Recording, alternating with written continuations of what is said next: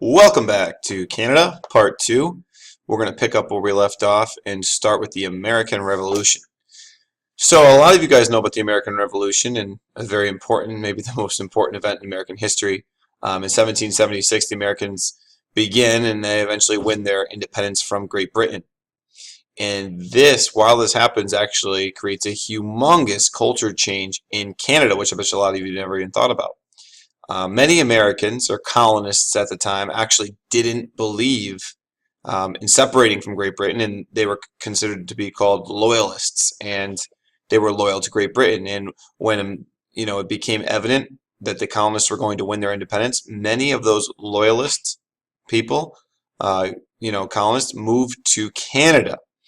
And the result in Canada was, in Quebec, people began to start speaking English and French, and it used to just be a French-speaking part of Canada.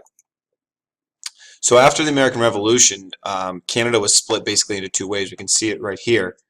Most of the English-speaking citizens lived in Upper Canada, all right, and most of the French-speaking Canadians lived in Lower Canada. Another major event in United States history has a humongous impact on Canada as well, the War of 1812. This is where the French and the British both worked together against the United States, who was actually trying to invade Canada and expand their boundaries. And the French and the British worked together basically to keep the United States out. The war was a draw, but basically what it defined was, yes, Canada has its own country, or and the United States needs to stay out. Down here is a picture of the White House, and this was actually burned to the ground during the War of 1812. So basically, after this entire thing, the French Canadians and the British Canadians both realized that, you know what, they didn't really like being under British rule. They thought that Great Britain was too far away to understand their problems. Sounds very familiar, right? Because that's exactly what the American colonists felt years before. So the Canadians began to fight for their freedom, and it's not the exact same fight that Americans took, where they actually went to war. They tried to do it kind of peacefully. So what ends up happening is they go back to Great Britain, they argue for their freedom, and in 1841, Upper and Lower Canada are united, establishing the province of Canada, still under Great Britain control. In 1867, the British North American Act comes out, and that creates a Federation Union of Canada, and it joins all the colonies, the four that there were at the time, and they become provinces, and then they all follow the same laws, kind of like our Constitution. This really gives Canada its own independence. And Great Britain at the time actually isn't too upset about it, because it was really expensive to protect Canada, and they were sending a lot of money and resources over. And now, after the British North American Act, they could kind of say, hey, it's your own deal now, take care of it. Another major change that came and impacted Canada's history was the Transcontinental Railroad. And that was a railroad system that really connected places in the United States and also in Canada. Remember, at the time, there was not a lot of roads. Transportation was so much limited. But when the Transcontinental Railroad came in to play in the late 1800s, 1886 to be exact, now you can connect to different places in Canada. So increased shipment of goods across the country, increased travel. People could travel in Canada instead of being stuck in one place. And now you start to see Canadian nationalism.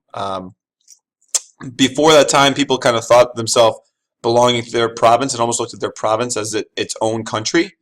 And now with the Transcontinental Railroad, people were more about Canada.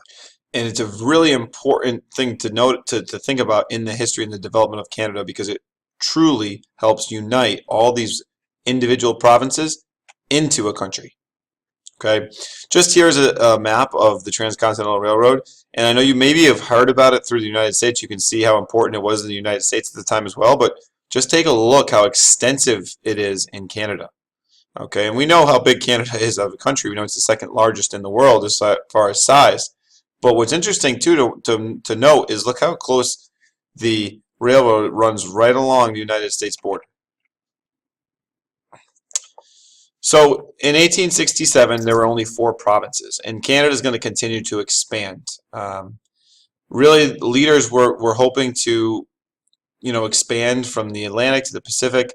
They bought land, they purchased it, and they also then had some. They also needed to acquire some of the land from the Inuit people, or the people that were native to the land, and they actually had those people relocated so they could expand even more.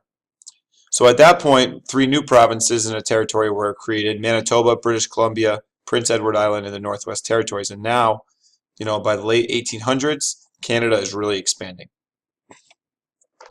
In 1896, there was gold discovered in the Yukon Territories, and that led to a huge expansion as well. Saskatchewan and Alberta were added in 1905, and they were all originally part of the Northwest Territories and now separated into their own provinces. Newfoundland joined Canada in 1949, and the Nunavut people, the Inuits, a lot of the Inuit people, formed their own territory in 1999, which became a territory of Canada. There are now 10 provinces and 3 territories in Canada. Something to note, provinces, and especially the provinces, are very, very similar to our states as far as what they do and how they run and how they kind of connect to make the country. So we're up to the early 1900s, and as we know, there's 2 major wars, World War I and World War II. And in 1914, World War I breaks out, and Canada at the time is still part of Great Britain.